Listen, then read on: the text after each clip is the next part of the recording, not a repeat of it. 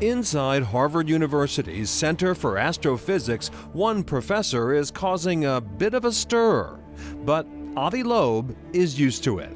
We should be open to surprises. I'm just like a kid, wondering what the universe is like. Pondering the universe has been Professor Loeb's passion for decades. A prominent astrophysicist, Loeb has published papers about everything from black holes to gamma ray bursts.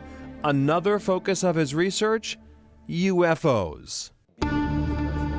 In Cambridge, we meet Loeb at the Great Refractor, a telescope that Harvard installed in 1847. Let's start with sort of the state of the search for extraterrestrial life or intelligence. Where are we right now? The government is monitoring the sky for national security purposes, but it notices some objects that their identity is unclear. Most of that data is classified, but in 2020, the Pentagon released these videos of unidentified flying objects, also known as unidentified aerial phenomena, recorded by Navy fighter pilots.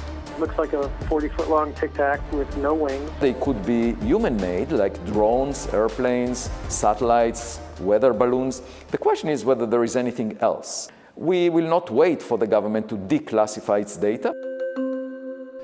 And the sky, Professor Loeb points out, is not classified, so he's leading projects to study interstellar objects. We want to examine objects that enter the solar system from outside, and we can tell that they do so because they move faster than rocks bound to the sun. These are called interstellar objects, and only over the past decade we had the instruments that allow us to survey the sky for such objects. In 2017, a fast-moving object was spotted by a telescope in Hawaii. Dubbed Oumuamua, it had unusual characteristics, so unusual that Professor Loeb theorizes it could have been an alien probe or alien debris. At first everyone thought it must be a rock from another star, but then it didn't have any cometary tail. There was no gas or dust around it. It wasn't evaporating. And then it didn't look like an asteroid. Loeb says it was shiny with an extreme shape, thin and sail-like. Mysteriously, Oumuamua also accelerated as it left our solar system. The astrophysics community has largely resisted Loeb's ideas, saying Oumuamua is just a natural anomaly. Loeb advises looking at the bigger picture.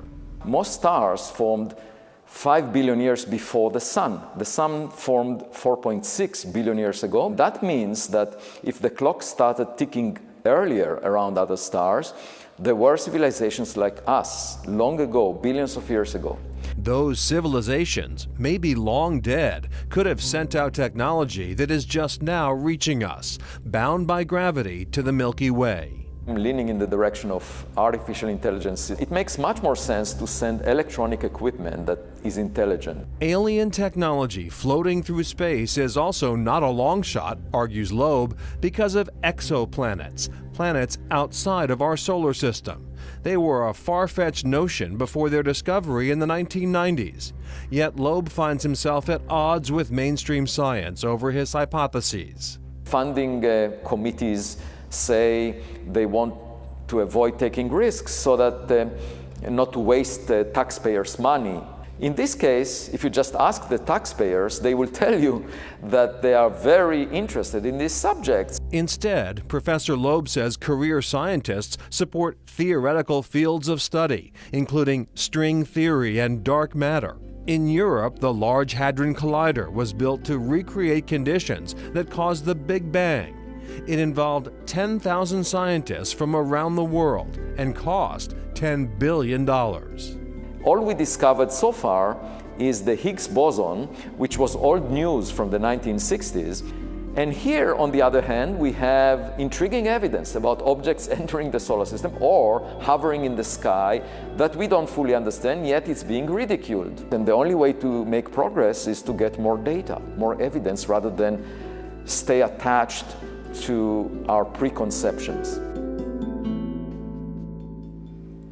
And in 2021, Professor Loeb created the Galileo Project, where researchers collect data and examine it for any sort of proof of extraterrestrial life. Right, just last year he led an expedition to the Pacific Ocean. They were looking for pieces of a meteorite that they believed was of interstellar origin. They found some.